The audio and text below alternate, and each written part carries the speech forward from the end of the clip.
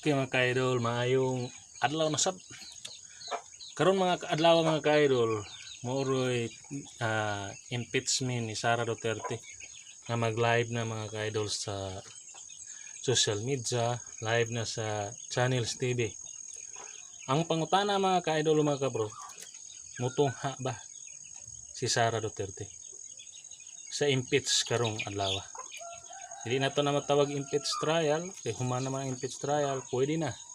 Mao nagpagsugod sa ilang impeachment karon nga maghatag naglig-unay nga ebidensya kay makita nato kinsay Mayo ang defense ba o ang prosecutor o prosecution nga gipangaluhan ni Luistro o nila ni sa atbang defense, makapadulot ba sila kay doon naman tay 2/3 na makuha sa tuang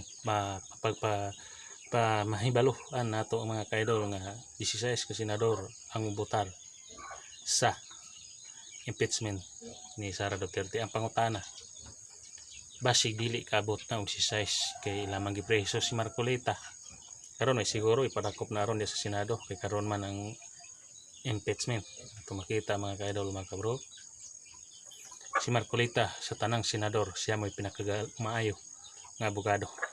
Muna mo cross-examine unya unta lang galing kay Nay Remulla, makaingunta ni Remulla na dili maayong pagka-ombudsman, dili patas kay si Remulla kipasaka kaso ito sa si Marcolita na sandigangan bayan pagawas ng warrant ron awa na dili patas kay Chis Escudero nabing tuana dito si Joel Villanueva nga hinog na hilaw na ang yaha nga kaso sa plunder. Unang iyon tamang ka-idol, si Remulla ang gamit ang gahom sa iyang pagka-ombudsman. Manihon na nga ang iyang gahom doon ay kinutuban.